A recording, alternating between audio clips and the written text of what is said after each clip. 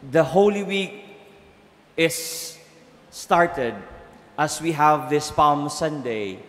Ito po yung mahabang ebanghelyo, no? As what we would be hearing ngayon pong umpisa po ng Semana Santa, and then this coming Friday, pagdating po ng Good Friday, halos ito rin po yung ebanghelyo, yung drama kung saan ating maririnig kung paano po hinuli, pinahirapan, pinako sa krus at namatay ang ating Panginoon. And to mark all this celebration, this very important celebration that reminds us, ito po yung event, okasyon kung saan tayo po ay nagtamo ng ating kaligtasan. It all began with these palms, yung mga hawak po ninyong palaspas. Ilang trivia lang po ito about the palms. Alam po ba ninyo, ang sabi raw po ng mga siyentista, around 25% to 35% of the world's land area would have palms, mga palmera o mga palaspas. Yun nga lang po, mga palaspas, of course, may iba't ibang mga species o lahi. Kaya sa harapan po natin, ito po yung mga palaspas, iba't ibang pamilya nga lang po itong lahi. Katunayan daw, the scientists said, that ang mga palmeras, there are around 2,500 different species all over the world.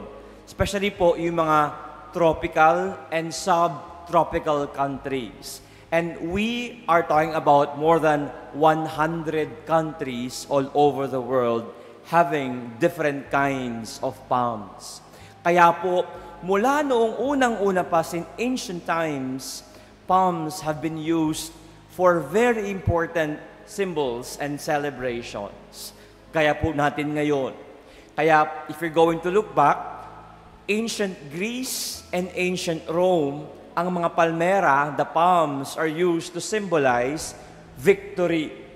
Yung mga generals po noon ng Roma, when they would be victorious, nanalo po sa mga gera, pag umuwi po sila doon sa Roma, sinasalubong po sila ng mga tao, dala po yung mga palmeras, the palms. And in the same way, sa Greece po noon, yung Olympics nila, doon po nagsimula po yun, the champions will be awarded mga palmeras. Ang dahilan po, itong palmeras pong ito, they would symbolize resilience, yung tatag.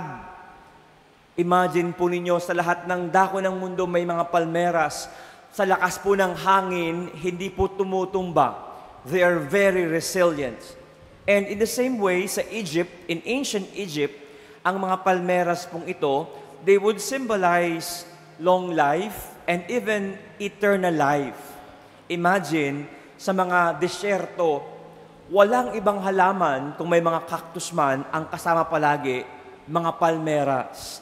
Matayog na nakatayo sa gitna po ng buhangin, sa ilalim po ng init ng araw, may palmeras. In fact, some traditions even call these plants as sacred, that which connects heaven and earth. Kung kaya po, even until now, tayo mga Kristiyano, we also make use of palms in our celebration, especially as we start po Holy Week. Tayo po, we use these palms to welcome the Lord. Ito po yung ating pag-welcome of His triumphant entry to Jerusalem. Kaya nga po mamaya, pag uwi niyo sa bahay, some of us would put the palms on our doors, sa mga pinto po natin. Kasi nga po ito'y tanda ng pag-welcome sa ating Panginoon. Sa ating mga bahay, welcome pong pumasok ang ating Panginoon as these palms would symbolize. Pero kayo po ay aware din naman na ang mga palmeras pong ito, as you bring them home, come Ash Wednesday next year, ito'y dadalhin niyo sa simbahan para sunugin. The same palms that you have brought today for blessing will be the same palms that will be burned for Ash Wednesday. Ibig sabihin po, mula ngayong araw hanggang po next week, bago magsimula po yung Lent, nasa inyo po yung mga palmeras, yung mga palms, mga palaspas. bago mag-Ash Wednesday, ibabalik po ninyo sa simbahan para sunugin at maging abo na ilalagay po sa inyong noo. It means several things. Hayaan niyo po na ito po ang ating pagnilayan ngayon pong araw na ito, this Palm Sunday. Unang-una po, it reminds us all throughout the year with these palms, we say, Lord, come to our homes. Welcome po kayo sa aming bahay. Samahan niyo po kami. Pero pag Semana Santa, as you bring these palms back to the church, pag Lenten season, we are being asked by the Lord, come to church. All throughout the year, you say to me, samahan niyo ako, join me, Lord, accompany us, Lord. Pero pag Kwaresma, the Lord tells us, ako naman ang samahan ninyo. Hindi po ba noon pong Agony at the Garden, ito po yung bilin po ng Panginoon sa mga alagad niya. Join me in prayer. My time has come. My day is coming to a close. My life on earth is about to end. May kailangan po ang Panginoon sa atin. And while He was on the cross, He would say the same words, I thirst. Nauuhaw ako. May kailangan ako. Ngayon pong Semana Santa, ito po ang nais kong bigyang diin sa atin. Kailangan tayo ng Panginoon. Father, di ba wala namang kailangan ng Diyos sa atin? Perfect nga si God.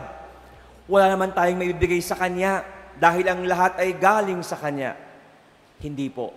Ngayon pong Semana Santa, God tells us, kailangan niya tayo. Sa mga nagmamahal sa atin, kahit na wala kayong kailangan sa minamahal ninyo, pero you would say, kailangan ko na yung mga minamahal ko maging maayos ang buhay. Kailangan ko yung minamahal ko maging ligtas at masaya.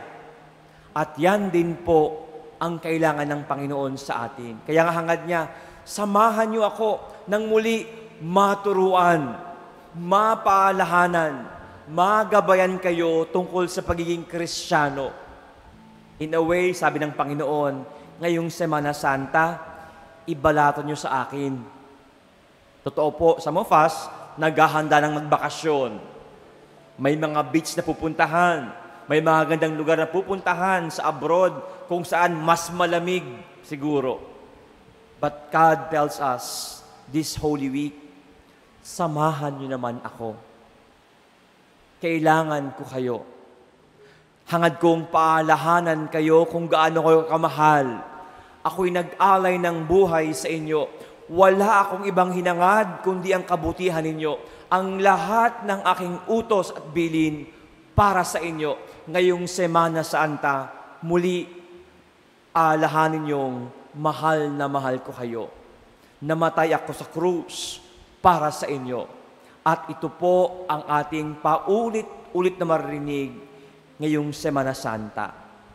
Please, let us accompany the Lord this Holy Week. Kung paano po ang mga palmeras ating naibalik at ngayon po muli ating iuwi ngayong Semana Santa, ating pong ipaubaya sa Panginoon ang mga banal na araw na ito. Ito po yung una. Pangalawa, atin pong unawain na kung paano po ang mga palmeras na ito mayroong lifespan. Ngayon pong Palm Sunday, pagdating po yan ng Ash Wednesday o bago mag-Ash Wednesday, susunugin na yan. Mawawala na yan. It tells us, ang ating buhay po talaga namang may hangganan. Mismo ang buhay ng Diyos sa lupa, mayroong hangganan. Ang Diyos nagkatawang tao, bilang tao may hangganan po ang kanyang buhay. It reminds me of this philosopher by the name Martin Heidegger, who said that man is destined for death. Man is destined for death. Ilan po sa atin siguro yan po yung tampo sa Diyos. Lord, bakit mo kami binuhay kung papatayin mo rin kami? Lord, bakit mo binigay sa akin yung anak ko, kukunin mo rin pala? Lord, bakit binigay sa amin yung magulang namin? Sa huli, babawiin mo rin pala. Bakit mo kinuha sa amin yung mga mahal namin? This Palm Sunday, this Holy Week, we are being reminded of our being finite.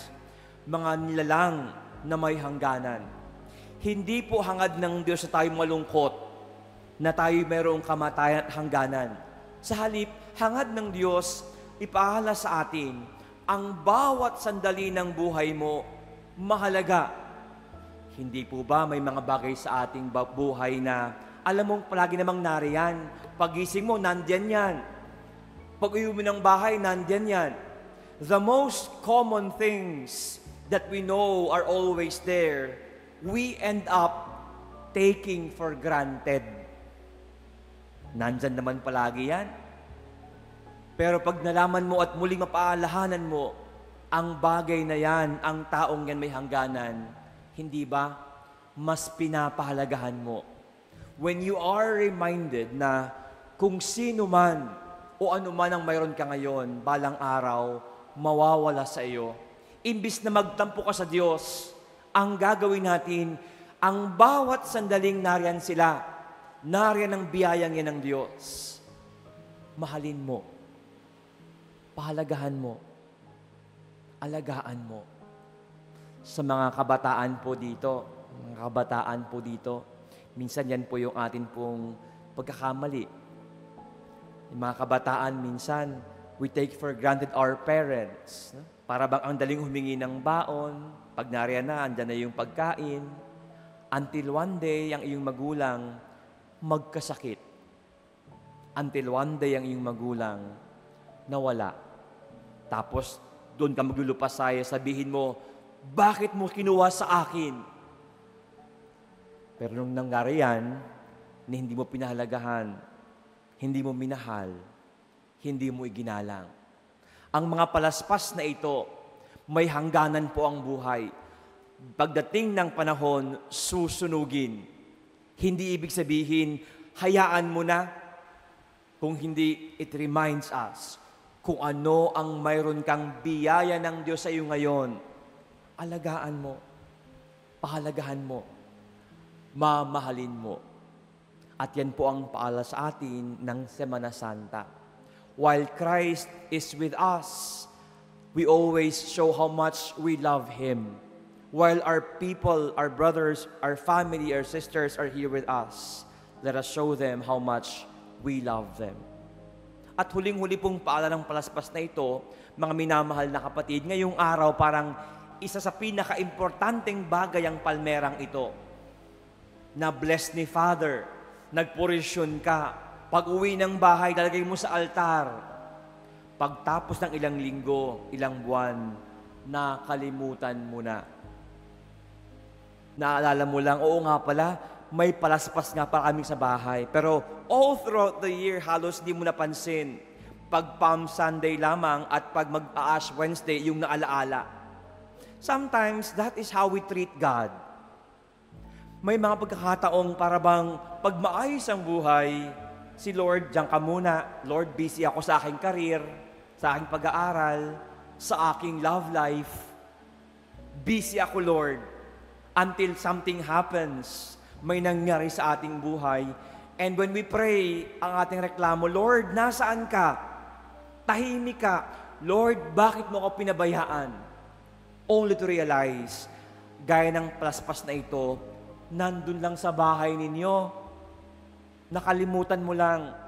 Gaya ng palaspas na ito, the Lord has always been there for us. Nakalimutan lang natin. In the same way, my dear brothers and sisters, this Holy Week, matingkad ang presensya ng Diyos. Ramdam na ramdam mong nariyan ng Diyos dahil Holy Week. Pagtapos ng Holy Week, muli, makakalimutan na naman. Pero, ang isang bagay pong huwag natin kakalimutan, hindi tayo iniiwan ng Diyos. Tayo ang nakalimot sa Kanya. At pag naalala mo siya, at alam mong kasama mo ang Diyos, once again, may it reassure you and tell you, all will be well. Kung may pinagdaraanan ka and you ask, Lord, samahan mo ako, bago mo pa sabihin kay Lord yan, kasama mo na siya. And God assures you, huwag kang mag-alala. Ang lahat ng bagay magiging maayos. Ang lahat ng bagay magiging mabuti. Ako ang bahala sa iyo.